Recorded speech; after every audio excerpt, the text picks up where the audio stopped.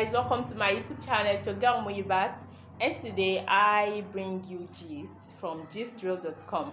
Although this is more than just a gist, it's about a girl who took to her social media handle to make some kind of complaint, which I'm going to be reading out. She was like, before I got married, whenever I went to drug market in Idumota, I was always sexually harassed.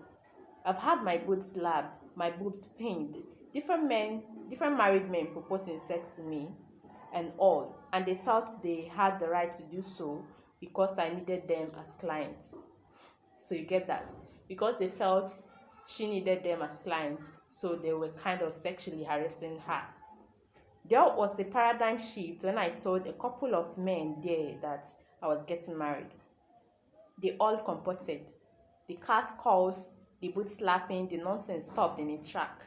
My question is, why did it take me being married if I got respected as a human being? I didn't deserve the basic respect of humanity? So that's the question.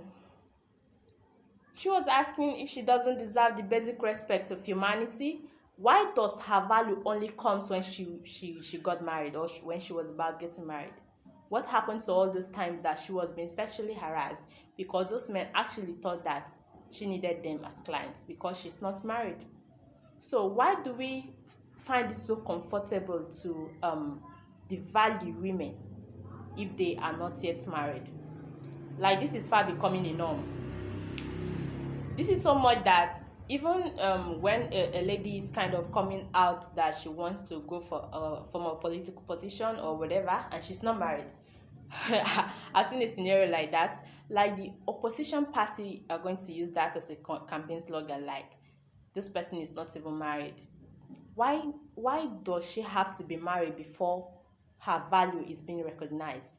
Why is it that it is married that actually, kind of portray her humanity side? Why does the respect come because she's married and not because she's human? So I've had some kind of some men complaining about their spouse being too forward, like asking them, when are you going to propose to me? Where is this relationship headed? And lots more. This shouldn't be a complaint because even if a woman can achieve so much on her own, if she's able to do those things that men would do, which ordinarily she should be applauded for those things, nobody's going to talk about them if she's not married. So in order for her to prove her worth, that she is actually human too, then she need a man to make that happen. So no one should complain because that is what the world is fast becoming.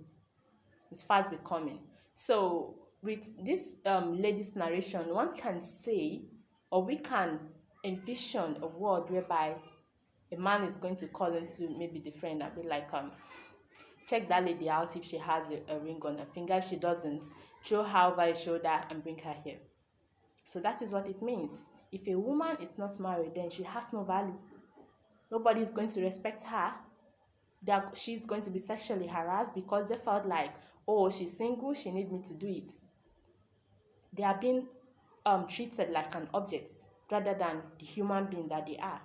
So talking about that leadership aspect that I was trying to bring into this conversation, I think what we should be after when we talk about leadership in the part of the two genders is who is capable, who can do it, what does this person have to show to the society, and not if she's a woman, is she married? Because we do not usually ask this kind of question when it is about the male counterparts.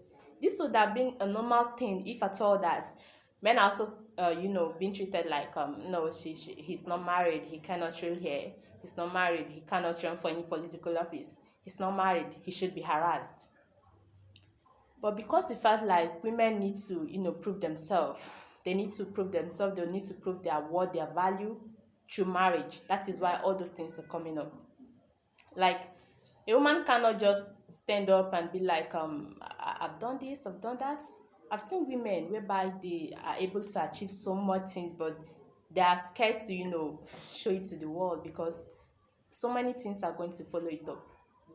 And even parents will kind of advise their girls that if you have so much, then you shouldn't let your partner know. or you shouldn't showcase it because it may scare men away. And that important part of your life, which is marriage, might not come true. So all of those things. And when a lady is maybe trying to, introduce herself, someone wants recognition, then there's if the missus is not there, like if she has not put that Mrs. this or Mrs. that, if it is from one qualification to the other, then achievements and lots more, it's as if she has not done anything. So I am simply saying that we are all human, and in reality it's not ideal for you to sexually harass a fellow human because you felt she is not married and she needed to be harassed. Like you are her client, she should be grateful.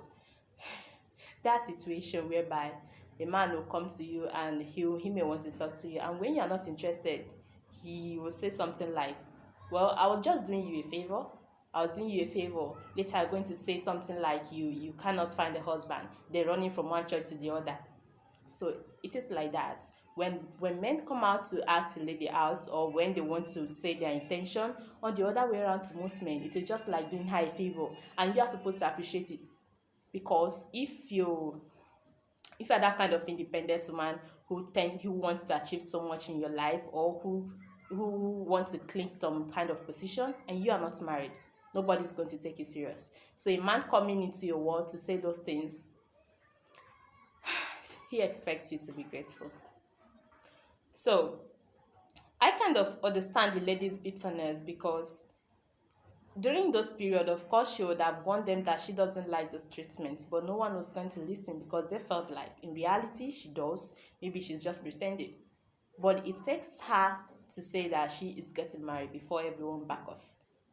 Like it's about, you married. If you're not married, you need me to, harass you. You need me to do this, to slap your boot, to do that. And you should be grateful that I'm doing it. And they are not going to back off even if you ask them to. So it is a serious case. I feel we need to make the world harmonious enough for the next generation to live in.